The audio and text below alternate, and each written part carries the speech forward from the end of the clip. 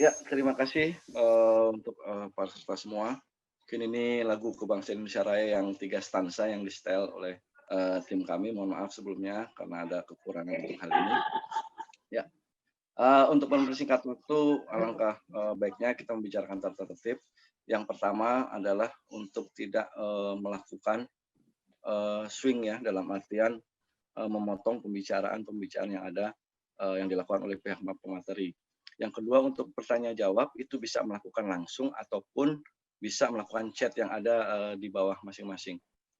Ya, untuk acara selanjutnya alangkah baiknya kita mendengarkan lebih dahulu dari pemateri kita pertama, yaitu Bapak Dr. Andes Joko Wiono, MSI, selaku Kepala Dinas Koperasi Tenaga Kerja dan UMKM Kabupaten Banyumas.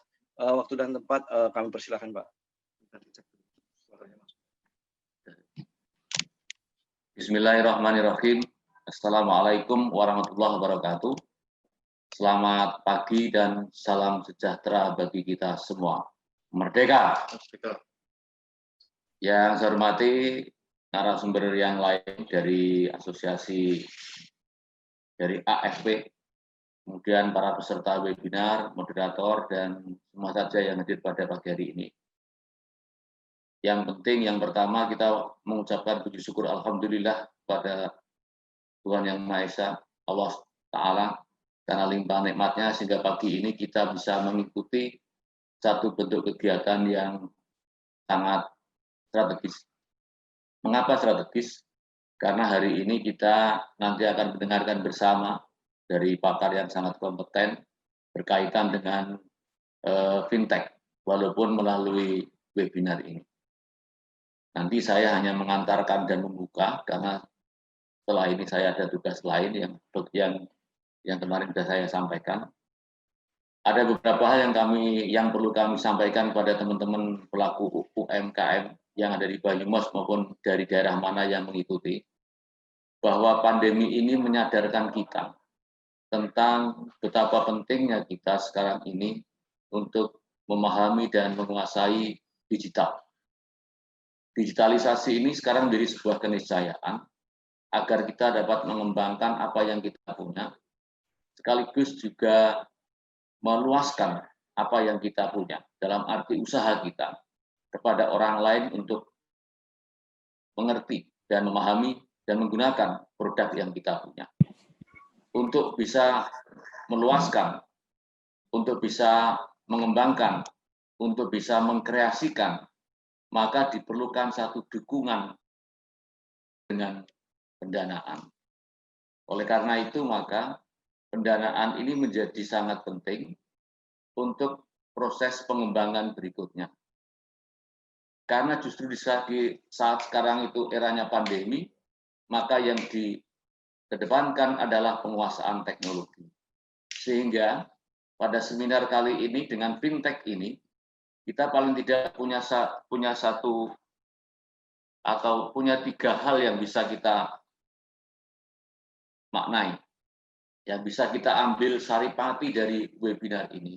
Yang pertama bahwa para pelaku UMKM punya referensi kognitif tentang fintech itu apa, bagaimana, dan seperti apa ke depannya. Kemudian yang kedua, pelaku UMKM dapat membangun koneksitas di antara peserta ini untuk saling menginformasikan, saling mentransformasikan. Mungkin ada pelaku UMKM yang sudah memanfaatkan fintech itu sendiri.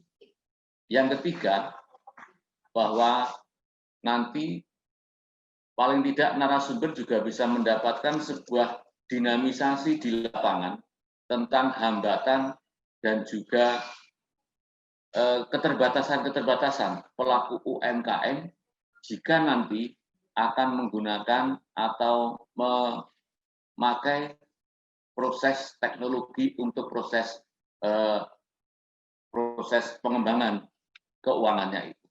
Sehingga 3 hal ini menjadi sesuatu yang sangat penting untuk kita diskusikan pada pagi ini, karena sebagaimana kita tahu konstelasi geografis Indonesia yang sangat luas dan juga konstelasi struktur masyarakat kita yang berbeda-beda, ditambah dengan basic pendidikan yang berbeda-beda pula, maka pemaknaan terhadap konsep fintech ini tentu tidak sama.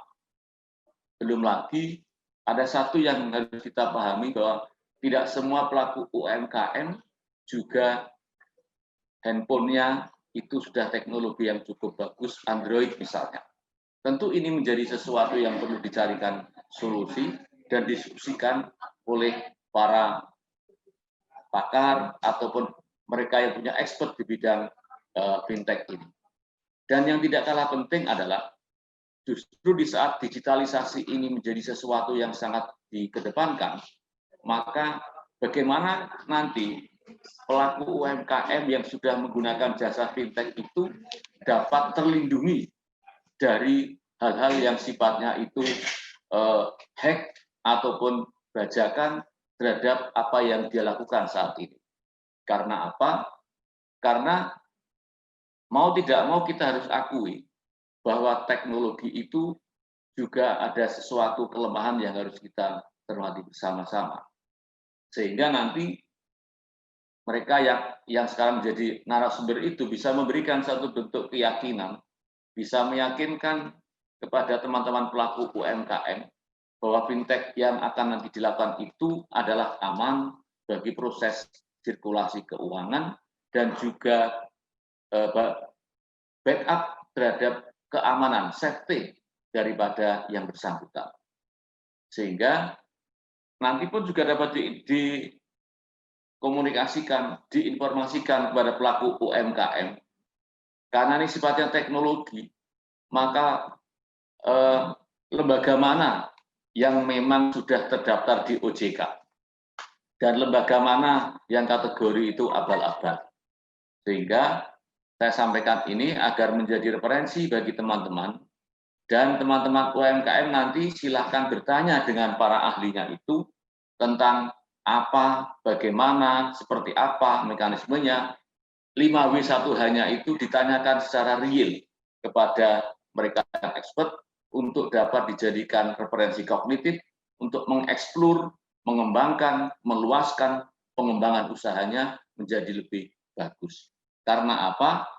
Karena tentu sekarang ini pembiayaan menjadi sesuatu yang sangat penting untuk pengembangan usaha bagi para pelaku UMKM. Sehingga nanti kecermatan, ketelitian, dan juga kenyamanan dan dipastikan mempunyai rasa aman terhadap lembaga yang penyedia jasa keuangan itu betul-betul dapat terjaga. Oleh karena itu nanti teman-teman yang nanti menjadi narasumber yang expert di bidangnya bisa memberikan satu bentuk sosialisasi kepada teman-teman pelaku UMKM bahwa lembaganya itu sudah terdaftar dan selalu terdeteksi, termonitor oleh OJK atau Otoritas Jasa Keuangan. Mengapa? Karena Otoritas Jasa Keuangan itulah lembaga yang diberikan tugas pemerintah, pengawasan, pembinaan, pemantauan terhadap semua jasa keuangan yang ada di Indonesia. Akhirnya, kita berharap mudah-mudahan webinar ini bisa memberikan pencerahan kepada semua saja yang mengikuti, dan nanti bagi yang mengikuti bisa menjelaskan, bisa mendiseminasikan berteman-teman yang tidak sempat mengikuti karena kesibukan usahanya, untuk bisa dimengertikan tentang apa itu fintech.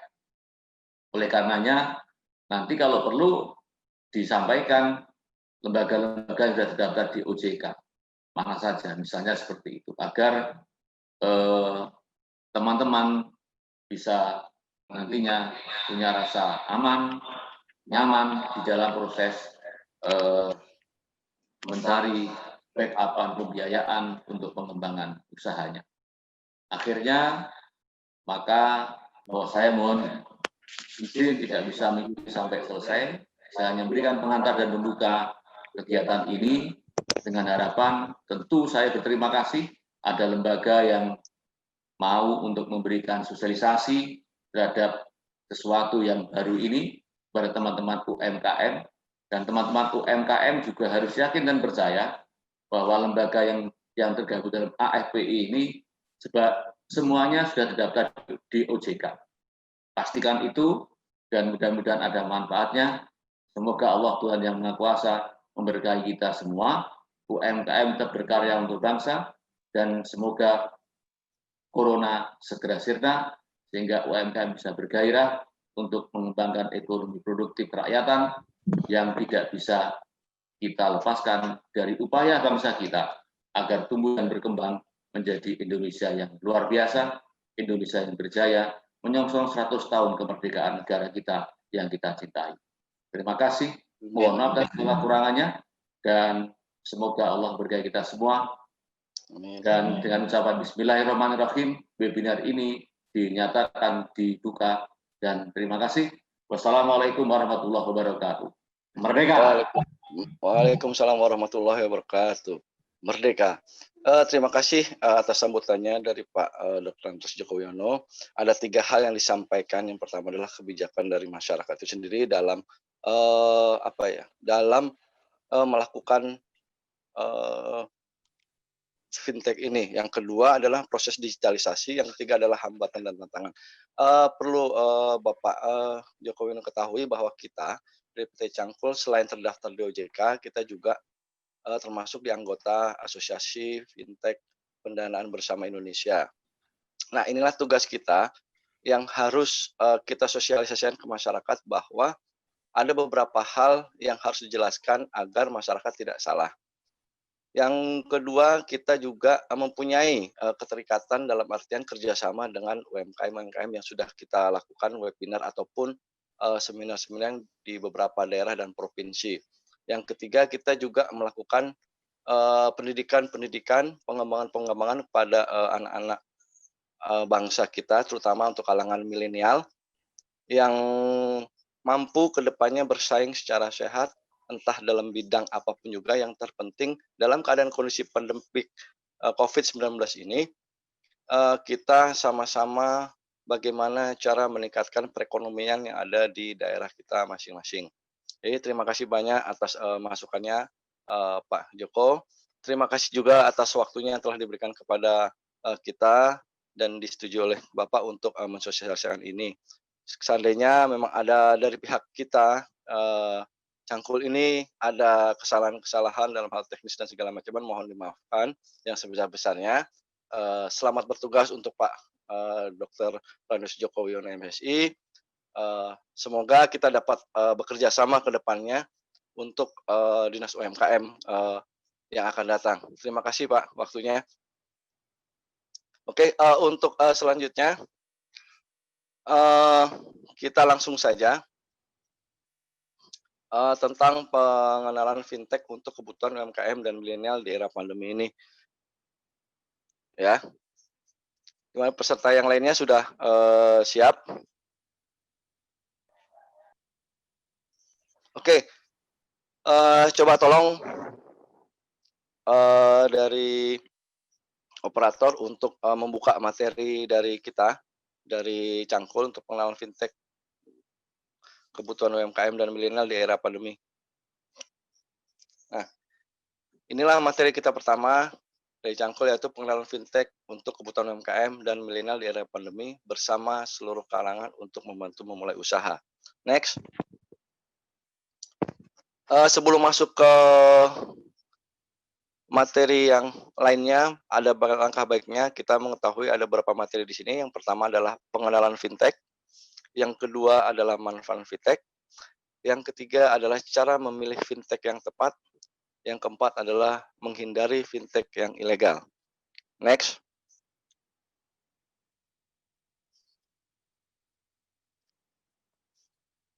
Apa itu fintech?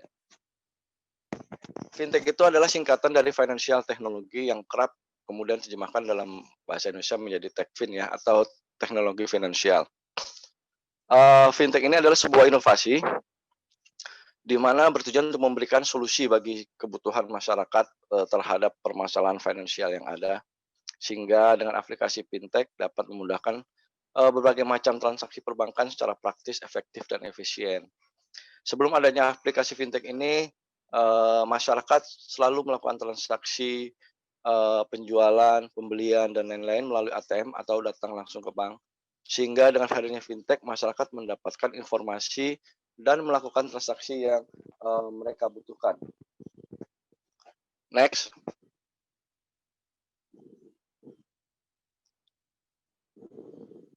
Nah, di sini ada beberapa model fintech yang ada dan berkembang di Indonesia. Yang pertama itu adalah crowdfunding atau penggalangan dana secara massal melalui sebuah aplikasi. Nah, itu pernah dilakukan ketika zamannya Pak B.J. Habibie untuk membuat sebuah pesawat, sehingga kita mengumpulkan dana dari masyarakat melalui aplikasi. Banyak juga sekarang juga yang mengumpulkan pendanaan secara massal melalui aplikasi ya, kayak misalnya pendanaan untuk penyantunan anak yatim, pembangunan masjid, dan lain-lain. Itu merupakan salah satu model fintech ya, teknologi keuangan. Yang kedua adalah microfinancing, adalah salah satu layanan keuangan dalam sistem bisnis. Ini biasanya dipakai oleh startup ya, dengan sistem bisnis yang dibangun oleh mereka ke depannya seperti apa, sehingga ada konklusi untuk membangun sebuah sistem bisnis yang ada di masyarakat. Nah, yang ketiga adalah P2P lending service atau lebih dikenal oleh masyarakat itu semacam peminjaman, pendanaan atau pinjol untuk memenuhi kebutuhan hidup tanpa proses yang berbelit-belit. Nah, yang ketiga adalah keempat adalah fintech market comparison, yaitu perbandingan macam produk keuangan seperti KTA, KPR, dan lain-lain. Yang kelima terakhir adalah digital payment system atau lebih dikenal ketersediaan pembayaran segala tagihan seperti pulsa, listrik, kartu kredit, dan lain-lain. Secara sadar atau tidak sadar sebenarnya kita sudah melakukan transaksi melalui digitalisasi. Seperti kita punya OVO, kita punya GoPay, kita memakai Grab, kita memakai Gojek. Nah, itu merupakan salah satu financial teknologi dalam digitalisasi. Next.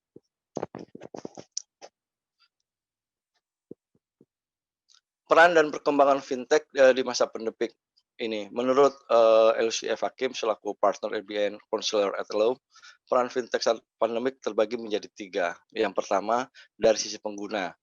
Nah, sisi pengguna ini harus menyadari faktor penting untuk melakukan investasi dalam hal dunia kesehatan, misalnya, atau dunia yang lainnya. seperti investasi untuk pembangunan, investasi untuk usaha.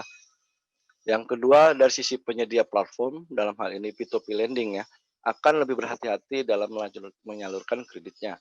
Di hal ini dikarenakan banyak juga fintech-fintech ataupun P2P lending, pinjol-pinjol yang ilegal yang tidak melakukan dalam proses penyaluran kreditnya, jika terjadi penundaan pembayaran dan lain-lainnya, itu mereka melakukan hal-hal tindakan yang di luar dari sistem yang sudah disepakati oleh AFI dan OJK. Yang ketiga, dengan adanya social distancing ini, selama masa pandemi, OJK telah mengizinkan pemasaran dan transaksi melalui teknologi digital, sehingga perkembangan fintech sangat-sangat pesat sekali. Ya, tercatat bahwa secara akumulatif proses transaksi itu sebanyak 145 triliun pada tahun 2019 dan saat ini 93 triliun hanya di bulan Januari dan Juli. Menurut catatan OJK, penyaluran ini bisa tumbuh mencapai 153,23%. Next.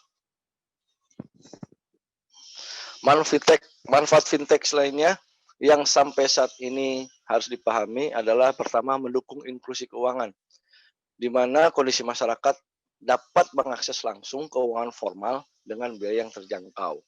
Karena saat ini inklusi target keuangan kita masih di bawah 60% ya, sekitar 58% dari target 70% pada tahun 2020 ini. Sehingga dengan adanya fintech ini bisa mendukung target inklusi keuangan yang ada di Indonesia. Yang kedua adalah membantu UMKM dalam hal mendapatkan modal dengan berbunga rendah. Yang ketiga, memudahkan layanan finansial. Sebelum adanya fintech, masyarakat itu tadi harus mengantri di bank, mengirim uang melalui bank, harus mengantri di ATM. Dengan adanya fintech ini, untuk segala kegiatan transaksi itu bisa dilakukan secara online melalui Android ya, melalui digitalisasi. Yang keempat adalah mengurangi pinjaman berbunga tinggi. Banyak juga pihak-pihak bank menawarkan modal usaha tetapi dengan bunga yang sangat tinggi. Dengan adanya fintech ini menawarkan transparansi tentang skema kredit yang membuat masyarakat beralih. Yang kelima adalah meningkatkan taraf hidup masyarakat dengan meningkatkan daya beli masyarakat. Ketika proses pendanaan yang diberikan kepada semua sektor perekonomian ini akan meningkatkan daya beli masyarakat. Next. Seperti yang dikatakan oleh Pak Kadis Tenaga Kerja, Koperasi dan UMKM tadi, Pak Joko Wiono, bahwa kita harus benar-benar memilih yang tepat fintech yang akan kita gunakan. Inilah gunanya kebijakan dari masyarakat dalam hal melihat dan mengerti tentang fintech itu sendiri. Yang pertama adalah aplikasi tersebut terdaftar di OJK. Yang kedua, teliti dalam persyaratan yang diminta. Terkadang dalam proses persyaratan itu banyak yang minta hal-hal yang seperti pendataan yang sangat mudah sehingga gampang. Itu yang ketiga, memiliki sistem yang transparan. Yang keempat, kemudahan dalam mencek status pinjaman kita. Yang kelima, mempunyai customer service yang sangat mudah dihubungi. Dan yang keenam, coba bisa dilihat dari komentar dan ulasannya. Memang rata-rata komentar dan ulasannya itu sangat apa ya? Sangat banyak yang miris gitu kan. Kadang-kadang memang dapat modal, terkadang tidak. Hanya 1 menit, hanya 5 menit, tapi bisa dilihat dari komentar dan ulasannya sehingga itu bisa membuat kita bijak dalam memilih fintech tersebut. Nah, bagaimana cara menghindari fintech ilegal? Next. Yang pertama, biasanya jujur saja, kita pasti mendapatkan sebuah SMS ataupun WhatsApp tentang pinjaman. Nah, itu rata-rata mereka yang melakukan ilegal.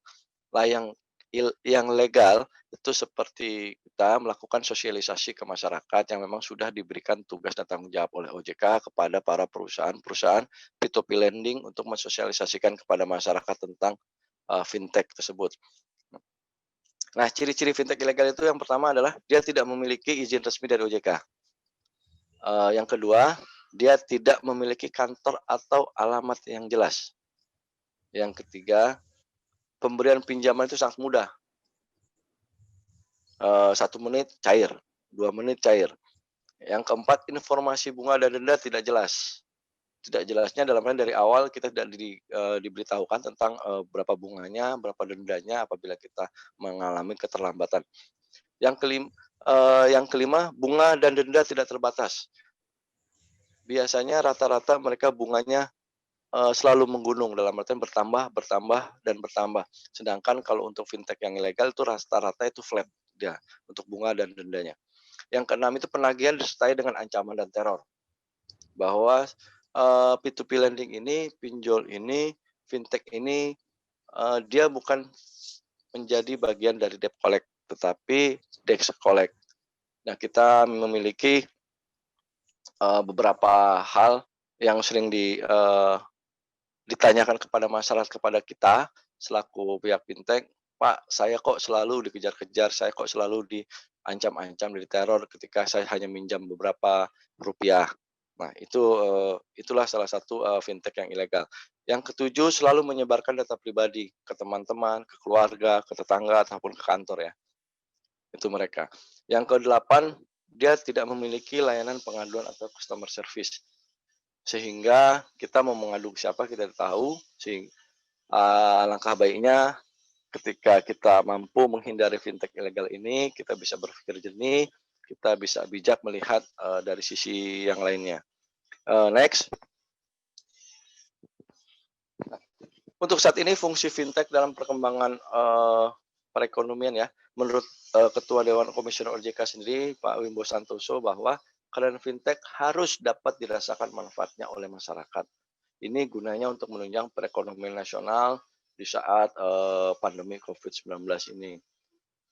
Dengan dukungan pengguna internet yang hingga 150 juta, seharusnya hal ini memiliki perkembangan fintech ke depannya sangat masif. Penyediaan payung hukum, inovasi keuangan digital, dan pengaturan produk keuangan digital akan mampu mendisiplinkan pasar yang berlaku. Nah, dengan demikian diharapkan agar inklusi keuangan yang masih rendah akan meningkat sesuai dengan targetnya. Nah, fungsi fintech ini dalam hal mendukung perkembangan ini sangat baik, seperti yang sudah kita lakukan di beberapa daerah. Tugas kita adalah bagaimana mengembangkan perekonomian ada di daerah-daerah dengan melakukan kerjasama dengan UMKM, dengan mahasiswa, dengan pelajar, dan yang lain-lainnya. Nah, next.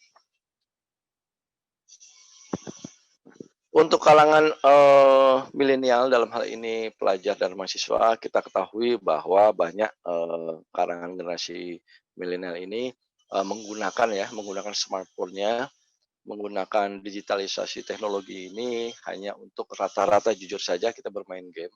Alangkah baiknya proses digitalisasi di industri seperti teknologi saat ini harus digunakan untuk hal-hal yang bermanfaat, karena secara jujur harus kita akui sama seperti kita dulu lah. Untuk kalangan generasi milenial, kelompok-kelompok mahasiswa dan pelajar itu mendapatkan penghasilan itu dari saku orang tua, uang jajan dari orang tua, sehingga ini akan menjadi tantangan tersendiri dalam memanfaatkan peluang untuk mereka lebih produktif ya dalam mampu menghasilkan dan tidak tergantung dari uang saku tersebut. Ya. Proteksi keuangan sebenarnya sangat penting. Ya. Yang pertama itu adalah untuk saving, investment. Nah, proteksi ini penting kenapa? Karena di kondisi pandemi COVID-19 ini yang belum tahu kita kapan berakhirnya, rata-rata proteksi ini digunakan untuk asuransi kesehatan. Mungkin orang tuanya sudah membayarkan ataupun kita sendiri harus menjaga diri kita sendiri seperti apa. Oke, next. Nah, kita masuk ke perkenalan dari PT Cangkul ya. Cangkul itu adalah branded dari PT Artasimo Indonesia. Kita sudah terdaftar di Otoritas Jasa Keuangan. Dari 160 fintech yang legal, kita ada di nomor 140 karena memang kita baru 2019 kemarin kita baru terdaftar. ada sekitar 2.400 yang harus 2.400 fintech yang ilegal yang harus diketahui oleh masyarakat. Itu tadi seperti WhatsApp ataupun SMS. Nah, itu yang ilegal. Ada sekitar 2.400 sampai saat ini terdeteksi. Dan kita juga tergabung dalam AFPI, Asosiasi Fintech Pendanaan Bersama Indonesia. Next. Kenapa kita memakai branded cangkul? Karena cangkul itu adalah asal kata dari candak kulak. Candak kulak itu adalah sebuah profesi atau sebuah kegiatan proses perdagangan di tingkat menengah ke bawah. Nah, berdirinya Cangkul ini, PT Artesimo Indonesia ini, perusahaan kita bergerak di bidang P2P lending ya, dengan layanan pinjaman kepada sektor produktif seperti pelaku UMKM, industri rumahan, pemilik warung, pengrajin, dan yang lain-lainnya. Kenapa kita memberikan layanan pinjaman kepada sektor produktif UMKM? Karena memang itu tugas kita, bagaimana meningkatkan pengembangan dan perekonomiannya ada di daerah-daerah. Seperti yang sudah kita lakukan di beberapa daerah, kita selain melakukan pemberian pendanaan ataupun permodalan, kita juga melakukan semacam pendampingan, promosi, dan lain-lain. Next. Visi kita adalah menjadi perusahaan pembiayaan bisnis yang paling terdepan dalam hal pengembangan inklusi secara akuntabel, transparan, dan profesional. Misi kita penggunaan artificial intelligence di jasa keuangan. Yang kedua, mewujudkan industri fintech P2P lending yang sehat dan tertib. Yang ketiga, kita mengembangkan kompetensi dan potensi sumber daya tim secara konsisten dan berkesinambungan. Yang keempat, mewujudkan dan membantu program pemerintah dalam pemberdayaan UMKM. Nah, di sini perlu juga kita ketahui apa sih bedanya fintech lending dengan pinjaman bank. Nah, jenis perbedaannya pertama untuk kegiatan usaha. Kalau untuk bank itu adalah menghimpun dana simpanan dari masyarakat umum, terus menyalurkan kredit dan pinjaman untuk korporasi, UMKM, konsumen, retail, dan lain-lainnya, serta menjalankan berbagai transaksi pembayaran serta produk investasi. Nah, untuk kegiatan usaha fintech lending itu adalah penyedia platform ataupun kita website ataupun aplikasi. Ini adalah perantara antara pemberi pinjaman dan penerima pinjaman untuk melakukan transaksi pinjaman dengan berdasarkan perjanjian melalui sistem elektronik. Nah, untuk sumber dananya, bank sendiri dari tabungan, deposito, giro, modal pemilik, dan penerbitan surat hutang. Sedangkan untuk fintech lending, kita adalah orang ataupun badan hukum yang memiliki dana dan ingin meminjamkan kepada pihak lain. Nah, perbedaan selanjutnya dalam hal pemberi pinjaman, hal ini adalah bank, sedangkan kita adalah orang atau badan hukum sebagai pemilik dana, bukan perusahaan fintech lending. Dalam hal risiko penyaluran pinjaman, untuk bank sendiri ditanggung oleh bank. Nah, kalau untuk fintech lending ditanggung oleh pemberi pinjaman itu sendiri. Kewenangan dalam pemberian restrukturisasi, kalau untuk bank yang melakukan sendiri, sedangkan kita pemberi pinjaman ya, sebagai pemilik dana, perusahaan fintech lending hanya dapat memberikan restrukturisasi pinjaman setelah mendapatkan persetujuan dari pemberi pinjaman. Nah, jenis perbedaan lainnya yaitu pengawasan atas bank sebagai lembaga kepercayaan yang menghimpun dana masyarakat, sedang kita pengawasan terhadap penyelenggara fintech sebagai perantara atau plafon dalam melaksanakan market conduct antara pemberi pinjaman dan sebagai penerima pinjaman. Next. Nah, seperti yang dikatakan oleh Pak Joko Widodo tadi, hambatannya itu masalah smartphone. Terkadang juga banyak juga masyarakat ataupun penggiat usaha UMKM, pedagang kelontong dan lain-lain itu tidak memiliki smartphone. Nah, inilah ya, kelebihan dan kekurangan dari fintech. Kelebihan pertama yaitu kemudahan akses ya, melalui internet saja. Yang penting kita ada data, kita ada jaringan, pasti akses internet itu bisa cepat. Yang kedua, lebih efektif dan efisien. Yang ketiga, kecepatan proses peminjaman atau tidak berbelit-belit seperti mungkin kalau di bank dalam hal pinjaman kita harus memiliki agunan ya, seperti surat tanah, surat rumah atau dan lain-lain. Sedangkan untuk fintech ini tidak melakukan agunan, hanya beberapa verifikasi yang memang agak diperketat dengan keadaan kondisi sekarang, sehingga kita sebagai pemberi pinjaman juga melihat apakah betul tepat sasaran sehingga diperlukannya pendampingan selanjutnya. Yang keempat adalah pemanfaatan teknologi. Kelebihan yang kelima, keamanan sistem informasi. Nah, keamanan sistem informasi ini kita memiliki sistem yang memang agar keamanan dari semua nasabah itu bisa di-back oleh kita. Yang keenam adalah membantu para pelaku UMKM.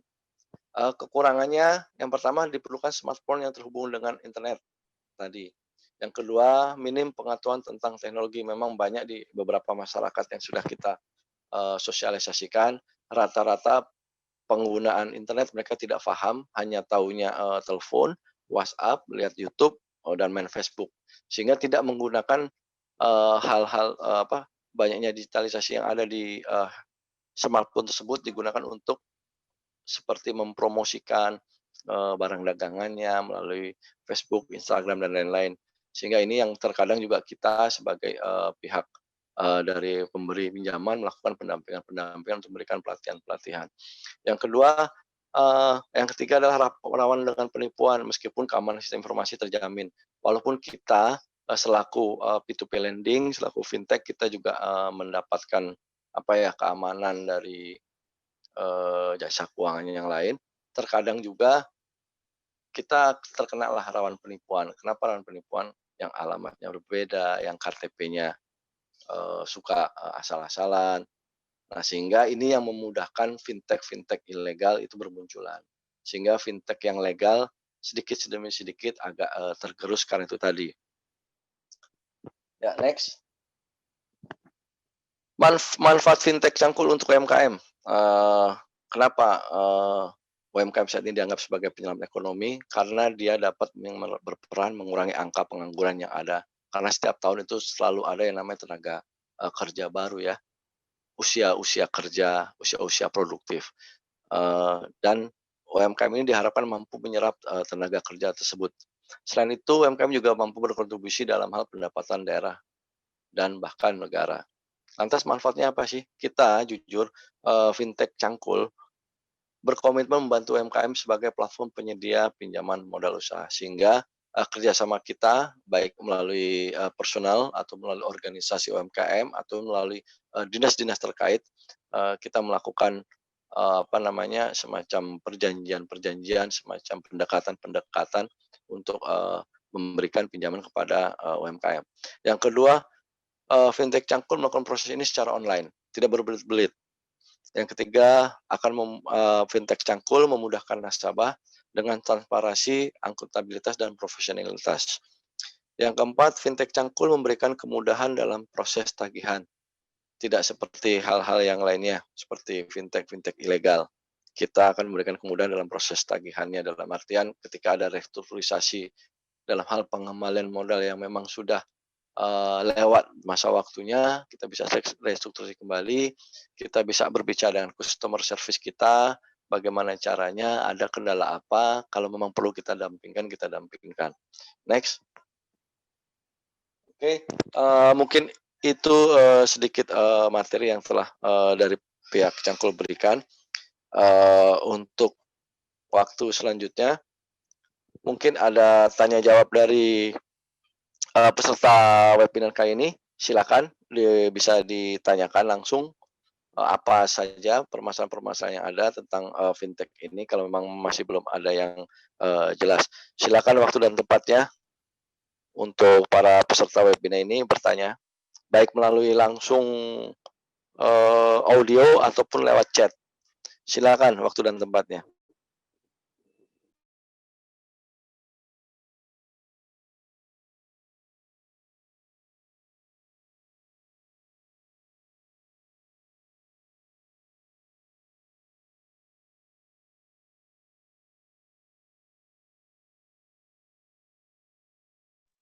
Silakan untuk peserta webinar. Adakah hal yang ingin ditanyakan?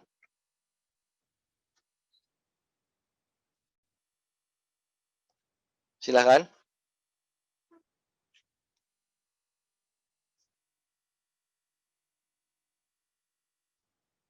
Ayo.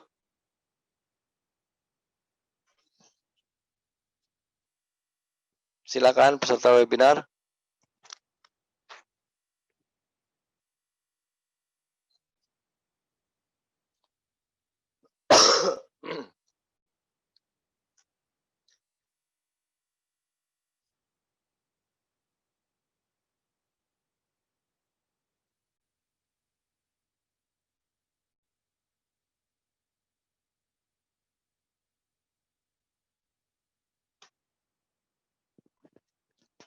Gimana?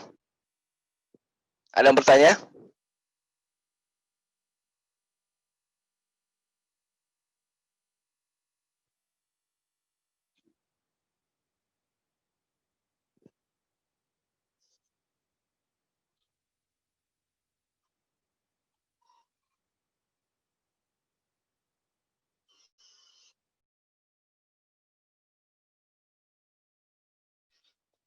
Silakan bagi peserta webinar yang ada yang ingin ditanyakan berkaitan dengan materi kita hari ini tentang fintech. Langkah baiknya kita bertanya. Seandainya memang ada hal-hal yang tidak dapat dimengerti dalam hal proses pinjaman online untuk UMKM dan segala macamnya. Silakan waktu dan tempat.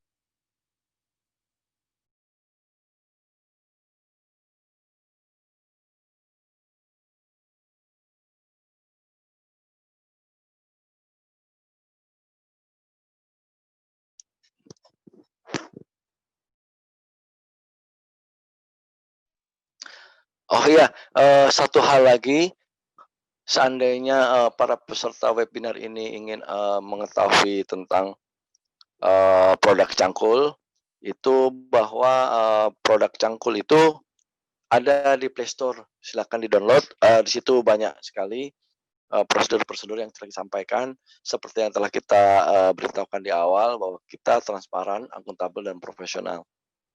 Silakan sembari seandainya ingin melihat-lihat seperti dulu.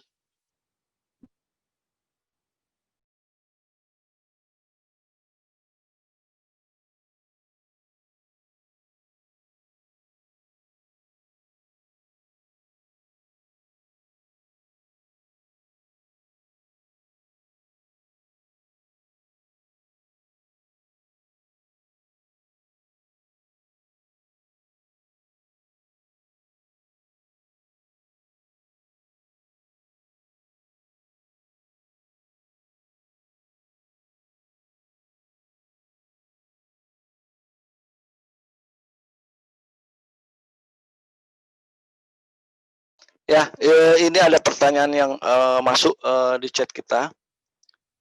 Yang pertama itu dari Sylvie Mariana ya. Maaf Pak, saya melalui chat. Saya mau bertanya bagaimana fintech bagi orang tua yang tidak paham dengan teknologi. Nah, Bu Sylvie sebenarnya Mbak Sylvie ya, Mbak Sylvie Mariana. Sebenarnya hal ini sangat mudah seandainya kita sebagai orang yang lebih muda itu memberikan pengetahuan-pengetahuan singkat kepada orang tua, walaupun saat ini kita hanya memberikan pengetahuan teknologi yang sangat dasar tentang internet ini ya, seperti hanya memberikan penjelasan tentang bagaimana cara WhatsApp, bagaimana cara nelpon, bagaimana cara melihat YouTube, bagaimana dan lain-lainnya. Tapi saya rasa untuk saat ini, jujur saja, sudah banyak juga orang-orang tua dalam hal yang mengerti tentang internet itu. Karena dukungan untuk anak itu tentang internet ini kan sangat besar. Bagaimana orang tua ini mampu mendisiplinkan anak dalam hal memakai internet, sehingga sangat yakin hampir 75% atau 80% orang tua pengguna internet ini paham tentang teknologi internet. Nah, cuma permasalahannya adalah fintech sendiri, kita selaku perusahaan P2P lending, tugasnya mensosialisasikan fintech ini, sehingga masyarakat juga mengetahui tentang fintech P2P lending, pinjaman online yang memang berbasiskan digitalisasi tadi. Mungkin untuk Mbak Sylvie itu aja dulu. Terima kasih. Nah, dari Kandida T, Bapak saya Kandida dari Institut Teknologi Telkom Purwokerto. Terima kasih. Terima kasih materinya. Fintech kan menggunakan internet yang sedangkan di Indonesia internet belum menyeluruh. Bagaimana cara mengatasinya? Hal ini kita bekerja sama dengan seharusnya ini tugas Menkominfo ya, untuk bagaimana internet ini bisa masuk sampai desa-desa, ya kan, sampai pelosok-pelosok, sampai desa-desa tertinggal, sehingga semuanya itu akan terjamin. Gitu. Jadi sudah tidak ada lagi keterbelakangan dalam hal penggunaan teknologi internet ini. Baik itu digunakan secara belajar seperti saat sekarang COVID-19 ini, semua daerah itu rata-rata offline ya, sehingga diwajibkan semua daerah harus memiliki jaringan internet yang bagus. Gitu. Ya, oke, mungkin segitu saja ya, Bung Kandida. Untuk Tanaka Gom-Gom, saya ingin bertanya, kenapa fintech ini menjadi hal yang penting sekali untuk UMKM? Jadi begini, yang pertama, pemerintah untuk Tanaka ya, pemerintah ini memberikan bantuan kepada UMKM itu baik KUR, baik pinjaman-pinjaman yang lainnya, ataupun bank pun juga menawarkan kredit-kredit yang sangat mudah. Akan tetapi, kenapa fintech ini penting? Rata-rata itu bantuan-bantuan pemerintah dan yang lain-lain itu tidak full seutuhnya ya. Kita ambil contoh seandainya ada 1.000 peminjam yang di bank dengan mengikuti program KUR atau mengikuti program pemberdayaan UMKM, dari 1.000 mungkin hanya yang tertampung oleh pemerintah sekitar 400 sampai 500 orang karena memang kondisi keuangan pemerintah kita ya, baik itu di pemerintahan pusat ataupun pemerintahan daerah, ini terfokus untuk perjuangan bagaimana menyelesaikan permasalahan COVID-19 ini. Nah, disinilah sebenarnya fungsi fintech itu, ya kan, P2P lending ini untuk membantu teman-teman di UMKM ataupun teman-teman penggiat usaha yang lainnya ekonomi menengah itu yang belum bisa dan mampu mendapatkan bantuan-bantuan permodalan atau dari pemerintah. Nah, inilah fungsinya fintech. Nah, mungkin di situ aja ya, Bung Tanaka. Ini ada lagi pertanyaan keempat dari Maria Deliasa. Saya Maria, bertanya apakah promosi yang dilakukan Cangkul terhadap komunitas atau produk-produk UMKM? Promosi sebenarnya ada. Kita melakukan di awal itu, kita kerjasama dengan dinas terkait, dinas UMKM terkait. Kita memberikan materi yang sudah kita lakukan itu di Kabupaten Bekasi, ya kan. Kita selain melakukan materi, kita juga melakukan pendampingan. Peminjaman modalnya gunanya untuk apa, bagaimana teknik pemasarannya. Nah, ini kita bantu dengan dinas terkait, kita mendatangi semacam market retail ya, seperti Indomaret, Alfamart ketika memang ada produk-produk UMKM yang mampu bersaing dan mampu masuk dengan spesifikasi yang memang sudah ditetapkan, itu mereka menerima. Dan alhamdulillah mereka bisa menerima produk-produk UMKM yang ada di beberapa teman-teman UMKM di Kabupaten Bekasi. Terus yang kedua, kita juga melakukan promosi-promosi melalui tadi dengan kehebatan teknologi, melalui Instagram, melalui Facebook, dan melalui yang lain-lainnya. Sehingga tidak hanya di satu daerah saja mengetahui tentang produk-produk daerah lainnya. Sehingga dengan jaringan komunikasi yang kita punya di seluruh Indonesia, kita dengan harapannya adanya promosi ini bisa mendapatkan atau menguntungkan bagi pihak UMKM yang kita bina selama ini. Mungkin itu aja ya Mbak Maria. Terus selanjutnya nih ada lagi dari Ayu Novita. Apakah ada kerjasama yang dilakukan Cangkul terhadap kelompok milenial seperti kita mahasiswa yang baru lulus? Terima kasih, ini pertanyaannya dari Mbak Ayu ya. Seperti yang kita lakukan kemarin, kita beberapa kali melakukan semacam FGD dengan beberapa kalangan mahasiswa ya. Kita memberikan penjelasan ke mereka tentang produk-produk fintech. Kita juga menjelaskan ke mereka bagaimana cara mereka mengelola keuangan secara baik dan benar, bagaimana caranya mereka melakukan semacam teknologi digitalisasi ini digunakan untuk hal-hal yang baik dalam hal untuk menambah keuangan mereka yang selama ini bergantung pada orang tua. Nah, kita bekerja sama dengan kemarin itu dengan Universitas Borneo, dengan Universitas Mula Warman, dengan beberapa universitas yang lainnya. Di sisi lain juga kita juga mengharapkan mereka itu mampu menjadi entrepreneur muda sehingga kita memberikan masukan-masukan ke mereka, tidak memberikan pinjaman modal untuk kehidupan sehari-hari ya, tapi kegunaannya untuk mereka berani berusaha, berani mampu membantu dirinya sendiri, terutama dalam hal keuangan dan membantu orang tua dalam keadaan kondisi COVID-19 seperti ini.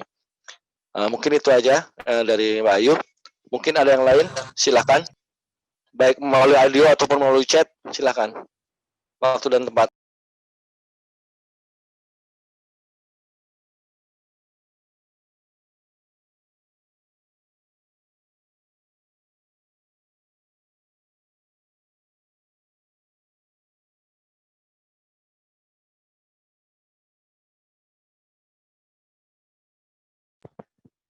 Silakan peserta webinar yang lainnya yang ingin bertanya, baik melalui chat, melalui langsung audio, silakan.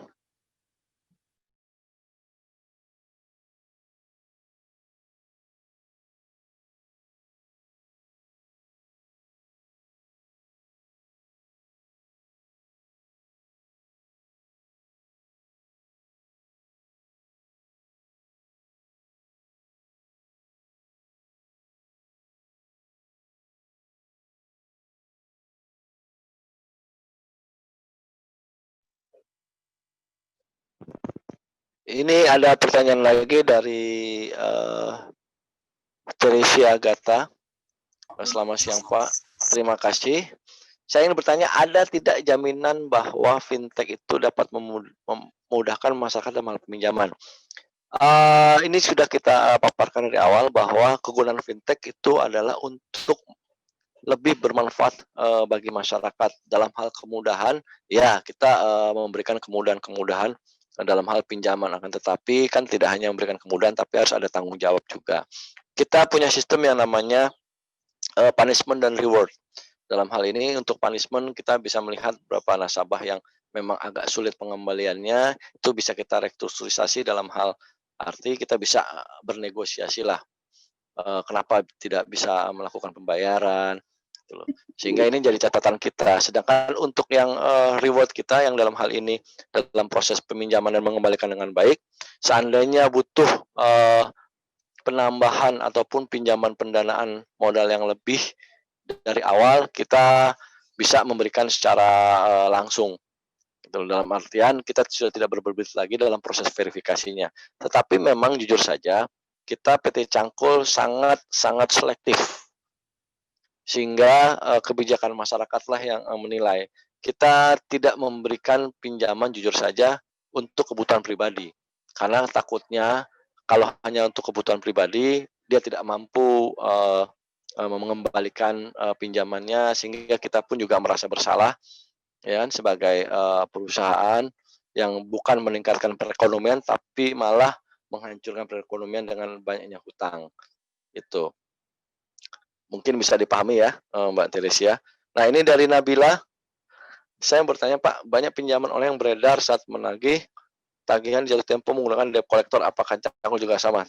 Di awal saya sudah katakan ya Mbak Nabila Putri, kita bukan debt collector, kita debt collector. Kita punya yang namanya customer service, sehingga apapun permasalahan yang ada di nasabah bisa langsung kontak kita di customer service kita. Tuh. Jadi kita tidak tidak seperti debt collector lainnya yang kita menyatroni rumah atau kita menelpon tetangga, menelpon orang rumah atau menelpon teman-teman kantor, tidak. Kita bukan debt collector. Nah, itulah mungkin yang beredar di masyarakat itu adalah pinjaman online yang ilegal. Sehingga tadi seperti yang dikatakan oleh Pak Joko bahwa cermatlah kita dalam hal memilih fintech saat ini. Karena mengingat banyak juga fintech-fintech yang memberikan kemudahan sangat mudah sekali dengan biasanya rata-rata kalau fintech ilegal itu dia menawarkan pinjaman secara cepat, waktu pengembalian secara cepat, temponya, dan uangnya juga banyak. Kalau kita selalu bertahap. Mungkin itu saja ya Mbak Nabila. Nah, ini ada pertanyaan bagus dari Yongki RR nih. Bagaimana Pak kalau kita tidak punya rekening bank? Kebetulan saat ini kita hanya bekerja sama dengan BNI ya. BNI, mungkin nanti ke depannya kita bisa bekerja sama dengan bank-bank yang lainnya, ya. Tapi kita akan coba untuk membuat yang namanya sistem online ya, keuangan sistem perbankan secara online kita bisa buatkan untuk nasabah kita yang memang tidak memiliki rekening. Gitu. Mungkin itu aja ya, Bang Yongki. Ada yang lain silakan kalau ingin bertanya secara audio maupun chat. Waktu dan tempat.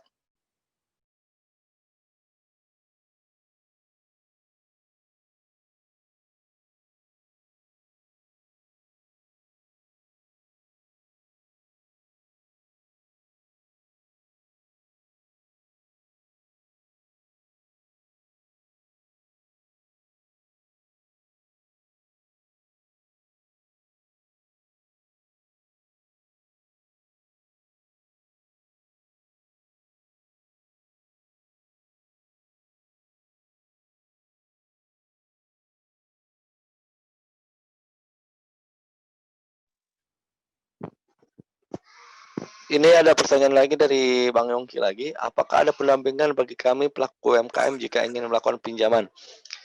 Tergantung dalam hal ini. Biasanya yang pertama kita melakukan pendekatan kerjasama dengan dinas UMKM setempat, kota ataupun kabupaten. Kita berkumpul dengan mereka, kita memberikan penjelasan kepada UMKM yang ada di daerah tersebut, sehingga kita bisa bekerja sama melalui melalui organisasi. Tapi rata-rata juga UMKM juga memiliki organisasi. Adapun untuk biasanya mereka meminta pendampingan dalam hal keuangan, penyusunan mata anggaran, kegunaan dan segala macamnya, sehingga mereka mampu dalam hal proses pengembalian modal ke depannya itu seperti apa. Nah, kalau untuk yang pribadi-pribadi tergantung pihak UMKM itu sendiri apakah beliau mau melakukan pendampingan oleh kita ataupun tidak. Mungkin itu aja, Bang Yongki. Ya, Kanida mau nanya lagi. Kreator UMKM seperti apa yang bisa mendapat pinjaman cangkul? Seperti yang dijelaskan di atas, UMKM itu banyak jenisnya ya. Itu industri rumahan bisa, ya kan, toko kelontong bisa. Yang terpenting itu adalah mereka bergerak di bidang sektor ekonomi, ya, untuk menggerakkan roda perekonomian. Kita juga banyak kok membantu pedagang-pedagang seperti industri rumahan kayak peyek, kayak kerupuk. Ya. Yang penting mereka mau dan bergerak untuk itu, sehingga kita tidak bisa tidak memilah-milah mana yang harus didahulukan, mana yang tidak untuk UMKM. Semua UMKM yang bergerak di sektor ekonomi pasti kita bantu dan kita berikan pinjaman modal. Mungkin itu aja, Mbak Kandida.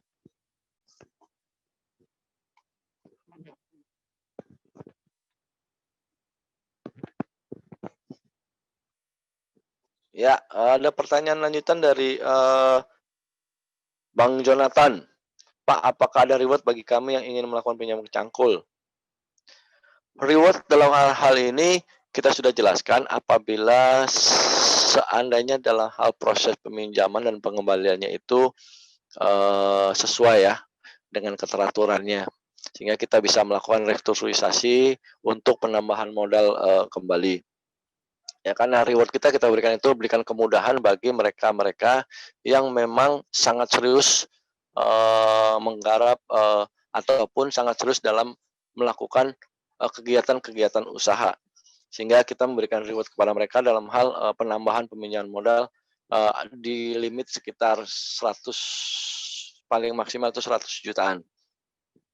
Nah, resikonya jika peminjaman telat pengembaliannya, nah ini tadi saya jelaskan bahwa kita bisa merestrukturisasi kembali, kita bisa kontak ke customer service kita bisa tanya apakah butuh pendampingan, butuh bantuan seperti apa, ya. Untuk minjam modal lagi mungkin belum ya, belum bisa. Tapi kita melakukan hal-hal yang sangat elegan lah, yang sangat sesuai dengan profesionalitas kita, bahwa kita bukan debt collect, tapi kita adalah desk collect. Segala permasalahan bisa kita bicarakan Mungkin itu ada, Bang Jonathan. Oke, ada lagi dari Mbak Regina. Selamat siang, Pak. Saya Regina bertanya, dalam pemberian pinjaman modal kepada UMKM, hal apa saja menjadi pertimbangan dari Cangkul untuk menentukan besaran pinjaman? Untuk mengetahui hal itu, silakan ya, saya jelaskan sekali lagi, silakan ke teman-teman, kawan-kawan, itu download Cangkul di Play Store. Itu sudah ada, di situ sudah dijelaskan semuanya bagaimana, tenornya, temponya, bagaimana cara peminjamannya, terus berapa besaran pinjamannya, terus di situ ada kontak, customer service kita, di situ juga ada alamat kantor kita. Nah, itu bisa bisa dilihat di situ. Nah, dalam memberikan pinjaman modal sebenarnya kita selain melakukan online, transaksi online, kita juga memiliki beberapa jaringan di beberapa daerah untuk melihat, apakah betul mereka melakukan jenis usaha tersebut. Tetap kita melakukan proses verifikasi. Verifikasi tentang pinjaman itu mungkin dari awal, dari hal yang kecil, pengembaliannya seperti apa, naik lagi meningkat modalnya seperti apa. Kalau pengembaliannya bagus, kita tambahkan lagi modalnya, tidak apa-apa.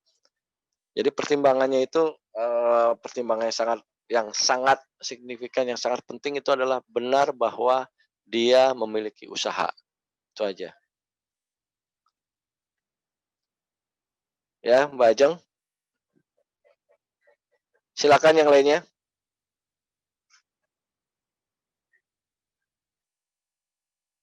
Itu bisa dilihat di cangkul screen itu ada, tentang cangkul itu sendiri.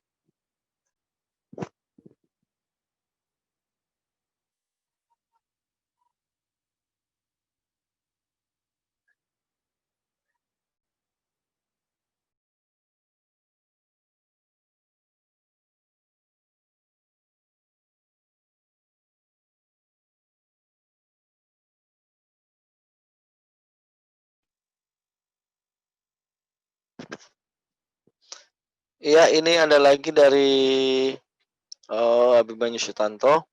Pak, saat saya ingin meminjam apakah harus disertai dengan bukti usahanya? Iya, bukti usaha, letak usahanya, kita memakai alat GPS biasanya. Jadi sehingga itu bisa memudahkan teman-teman kita yang ada, di lapangan untuk melakukan, betul nggak untuk cek and recheck kembali. Jadi, seperti itulah, yang terpenting adalah, beda kita dengan peminjaman di bank itu bahwa kita tidak memiliki agunan, kita semua bertransaksi via online, tetapi tetap ada, orang-orang kita yang, melakukan verifikasi di lapangannya. Oke, mungkin Pak Abimanyu.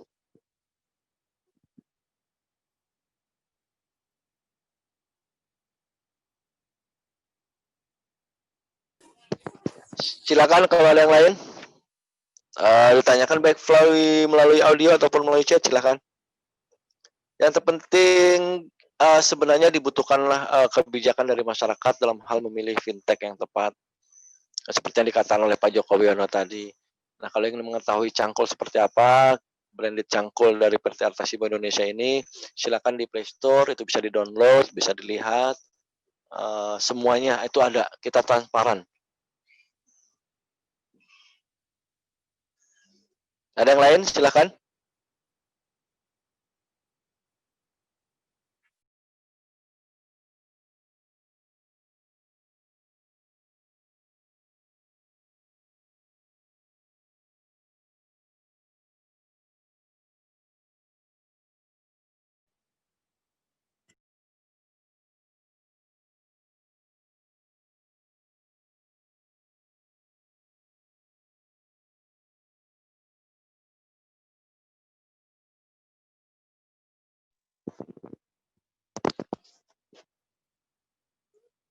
Ya, ini lagi dari Pak Bunyamin. Jika baru ingin mulai usaha, gimana Pak?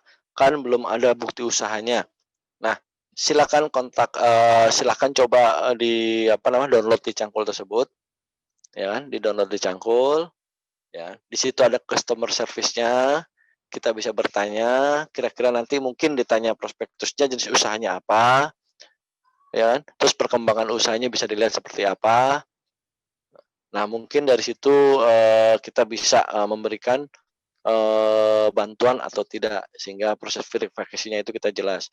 Bahwa tugas kita adalah ingin membantu UMKM semuanya yang bergerak untuk perekonomian. Jadi tidak ada pemilihan-pemilihan jenis usaha apa, ya kan, ataupun baru usaha.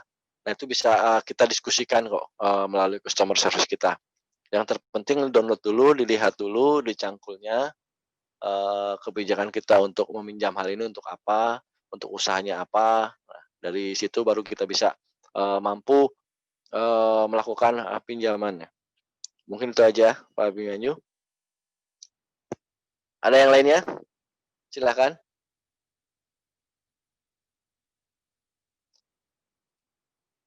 Ini ada dari Dominikus Hernan. Pak, bisakah pinjaman cangkul ini dibuat melalui kelompok atau organisasi atau harus perorangan?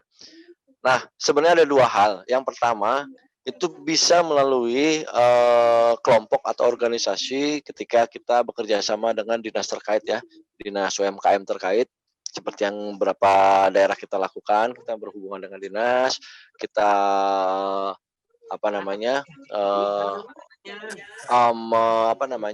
memberi masukan-masukan kepada dinas, terus UMKM tersebut kebutuhannya apa, dari mulai pemodalan, pendanaan, pendampingan hingga promosi, kita cek dulu permasalahan-permasalahan yang ada di daerah, sehingga kita bisa melakukan kerjasama dengan organisasi ataupun dengan kelompok.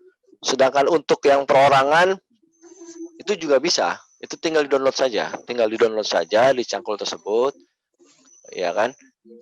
Jadi kita tidak menutup kemungkinan apakah itu UMKM perseorangan ataupun itu UMKM organisasi atau kelompok, itu semuanya bisa.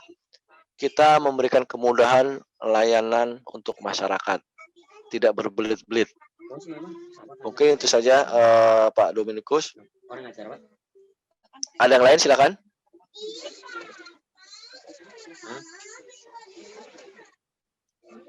Silakan, ada yang ingin bertanya?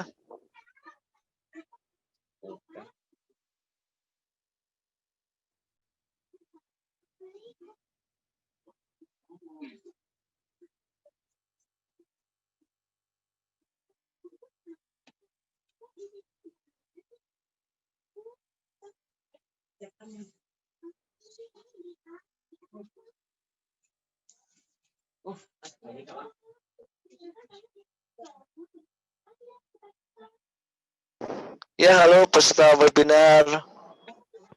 Silakan ingin bertanya. Masih ada kita di sini. Untuk permasalahan-permasalahan tentang fintech ya, apapun lah tentang fintech yang terpenting, tentang peminjaman modal usaha dan lain-lainnya, untuk jenis-jenis UMKM dan yang lainnya, silakan ditanyakan kepada kami yang ada di sini.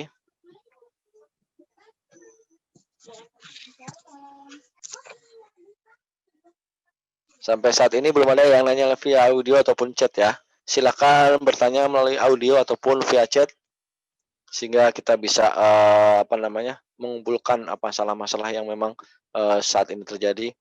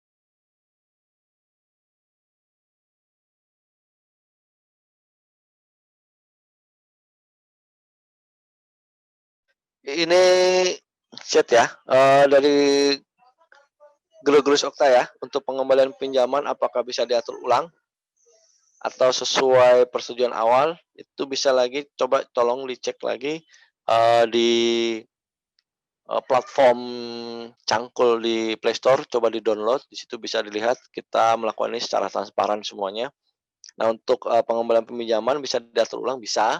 Kita restrukturisasi sebenarnya kita bukan debt collect, seharusnya, nasabah ketika memiliki, permasalahan-permasalahan tertentu dalam hal proses pengembalian, silakan bicarakan ke customer service kita sehingga, kita selaku perusahaan dan, nasabah itu bisa melakukan dan menyelesaikan ini secara baik, transparan, dan profesional.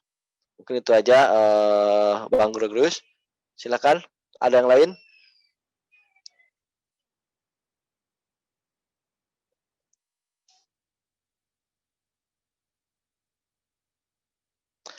Apakah kebijakan Cangkul ini dari Mbak Sri, apakah kebijakan Cangkul di era pandemi dan ketika bukan di era pandemi berlaku sama? Sama, kita berlaku sama, semuanya sama. Kita berharapkan ke depannya menjadi perusahaan yang memang bermitra dengan, UMKM-UMKM yang ada di seluruh Indonesia untuk mengembalikan kembali, kondisi perekonomian yang saat ini masih agak terpuruk, di Indonesia. Jadi kita tidak membedakan apakah ini hanya di era pandemi ataupun di apa namanya, di bukan era pandemi. Kita semuanya sama berlakunya, ya, Mbak Sri. Nah, ini ada kandidat lagi nih, ditanya lagi. Setelah saya pantau aplikasinya banyak ada kritik komen. Apakah Cangkul ada usaha pembaruan aplikasi terhadap terkait kritik tersebut? Ya, kita melakukan pembaharuan-pembaharuan. Juga ya jujur saja itu biasanya kritik-kritik komen yang kita baca itu, "Kok saya nggak dapat pinjaman kok saya nggak dapat pinjaman?" Kan rata-rata seperti itu. Memang betul Cangkul memiliki verifikasi yang, ketat dalam hal ini. Kita terfokus pada, eee, unit usaha, orang-orang yang, memiliki alat produksi, dalam hal ini orang-orang UMKM lah ya, pedagang kelontong dan lainnya. Rata-rata, mereka ketika kita cek hanya untuk kebutuhan, hidup, kesehari-hari saja. Nah itu, ketika kita tanya sama mereka, ya jawabannya ya seperti itu. Sehingga dari pihak kita customer service melaporkan ini, ya untuk dalam proses pencairannya ya kita hold, ya. Kita tidak mau mengajarkan orang untuk berhutang dan tidak mampu membayar, tapi kita mengajar orang bagaimana berusaha, ya kan, untuk saling terbuka, saling jujur, saling menghargai, untuk membangun kita bersama. Jadi bukan untuk pribadi-pribadi. Mungkin itu aja, Kandida. Ada yang lain? Silakan.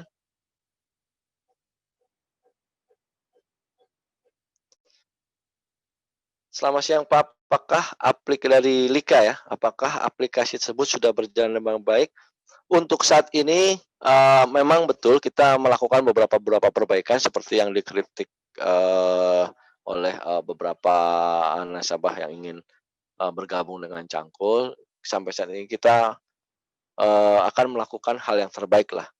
Dengan perbaikan-perbaikan itu ke depannya kita harapannya aplikasi ini berjalan dengan baik dan lancar. Oke, Mbak Lika.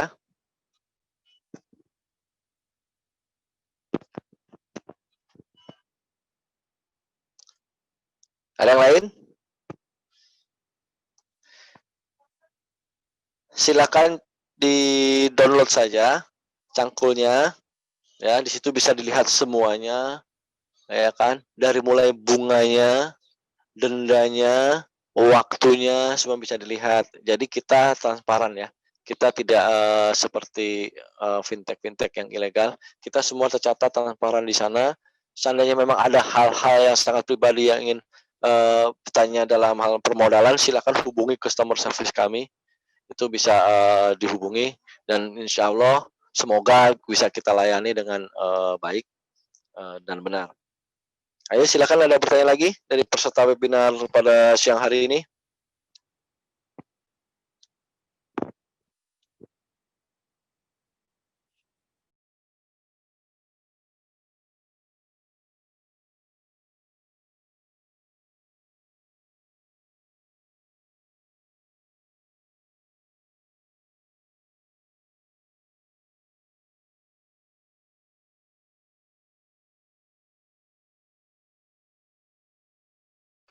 Itu bisa lihat ya, kita bisa lihat di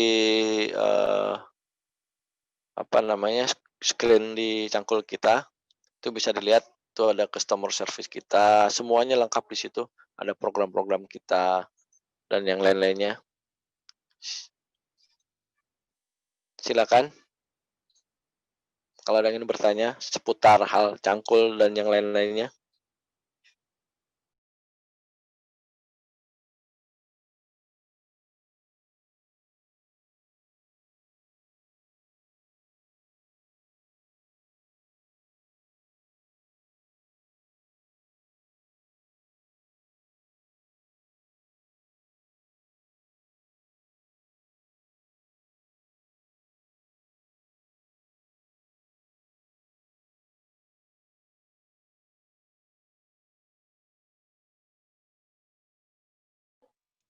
Ayo silakan. Silakan pada seluruh peserta webinar ingin bertanya baik via audio maupun via chat. Kami persilakan. Oke, ada satu lagi nih ya. Dari Mbak Veronica Dek. Pak, saya mau tanya, adakah simulasi program yang sudah dimiliki dirancang Cangkul untuk kerjasama dengan kelompok-kelompok milenial atau kami yang baru lulus kuliah? Kita punya program-program tersebut, seperti yang kita lakukan dengan kelompok-kelompok mahasiswa di Universitas Mula Warman di Kalimantan Timur dan Universitas Borneo. Bentuk pendampingan ke mereka, kita arahkan mereka, kita jelaskan ke mereka tentang fintech ini, teknologi keuangan agar digunakan dengan baik dan benar proses digitalisasinya. Smartphone kita tidak kita gunakan untuk hal-hal yang negatif, tapi smartphone kita gunakan untuk hal-hal yang positif. Kita juga melakukan pendampingan baik mengarahkan mereka untuk menjadi entrepreneur muda untuk berani bertarung untuk kedepannya. Gitu, Mbak Veronica. Ada yang lain ditanyakan?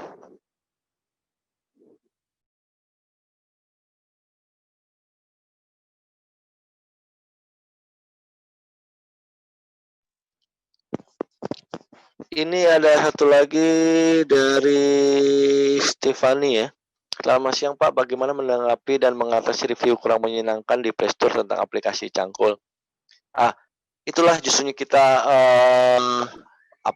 kita memberikan kebijakan dan penilaian kepada masyarakat dalam hal memilih aplikasi yang baik dan benar, walaupun memang bagaimanapun juga adalah yang namanya jenis usaha seperti ini banyak pertarungan-pertarungan di tingkat internal kita sendiri, ya kan, di masing-masing aplikasi pinjaman.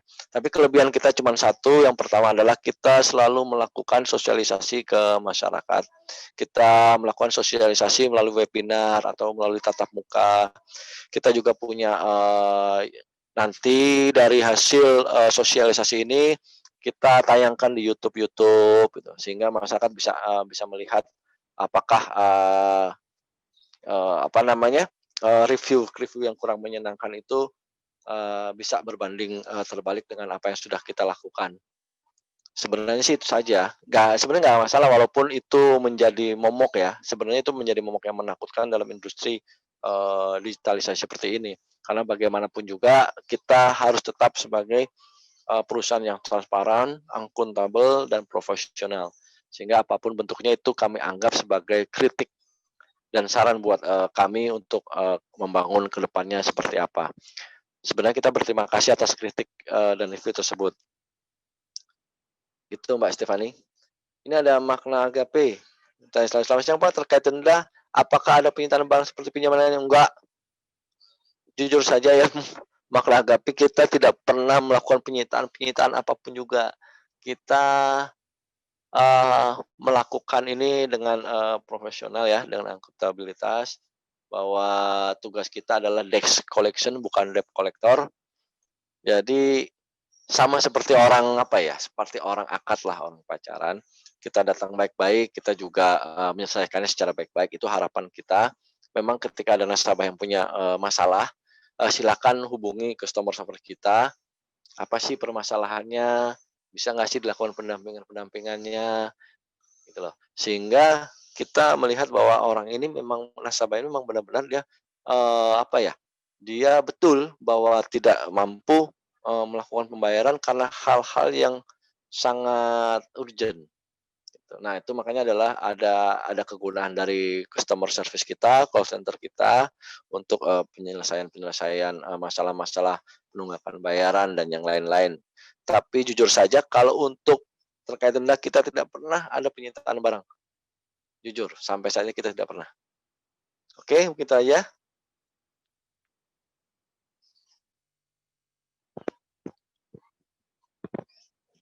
Ada yang lain?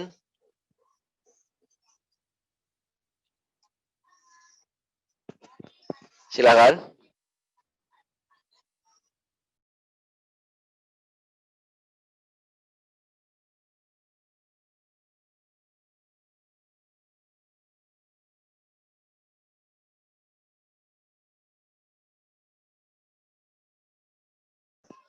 Silakan kalau ada yang ingin bertanya seputar tentang, brand Cangkul, mumpung kita masih ada waktu sekitar, 15 menit lagi.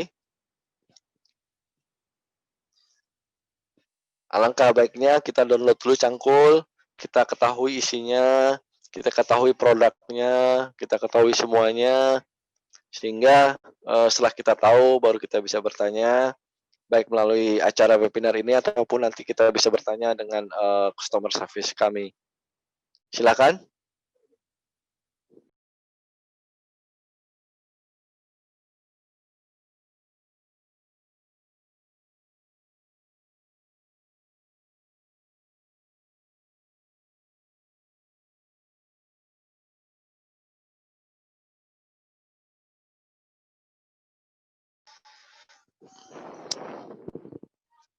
Oh ya, ada yang ingin ditanyakan kembali? Silakan. Kalau memang tidak ada yang ditanyakan kembali, eee,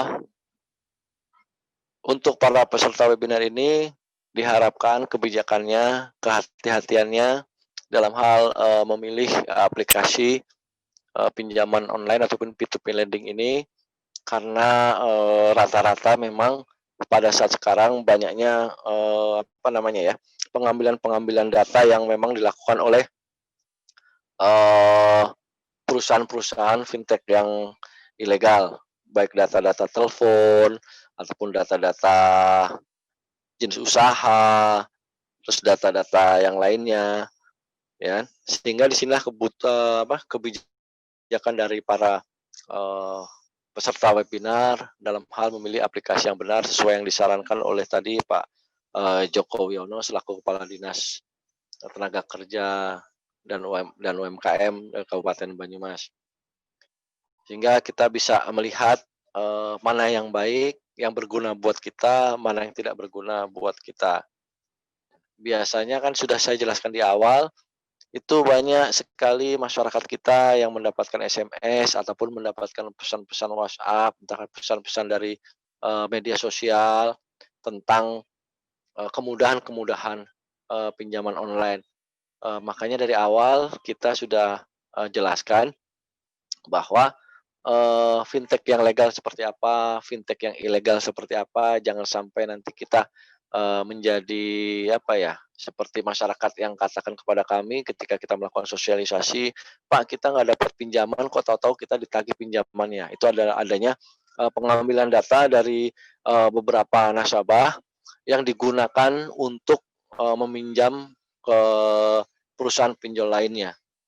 Nah, diharapkan di sinilah kehati-hatian dari kita semua, agar kita bijak melihatnya, perusahaan mana yang memang benar-benar terdaftar dalam OJK, itu bisa diklik di Google, itu ada perusahaan kita, ya, ada sekitar 160, terakhir 156 per Desember kemarin, karena ada 2 yang telah dibatalkan oleh OJK, ya. Itulah kegunaan dari internet, kegunaan dari teknologi, bahwa segala sesuatu informasi bisa kita dapatkan dengan mudah, asal bagaimana kita, melihat ini sebagai hal yang positif ataupun sebagai hal yang negatif. Ada yang mau bertanya kembali?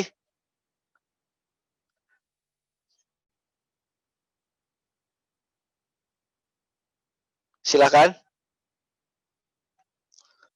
Kalau memang tidak ada yang bertanya kembali, alangkah baiknya kita tutup acara webinar ini.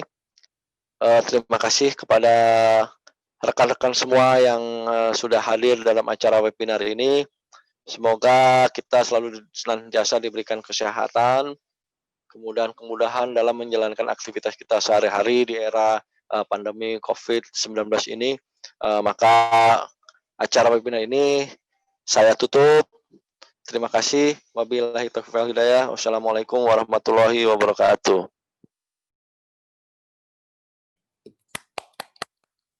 Terima kasih, Pak. Waalaikumsalam, terima kasih Pak. Waalaikumsalam. Waalaikumsalam, terima kasih, Waalaikumsalam. Pak. Terima kasih, Waalaikumsalam Bapak. warahmatullahi wabarakatuh. Waalaikumsalam.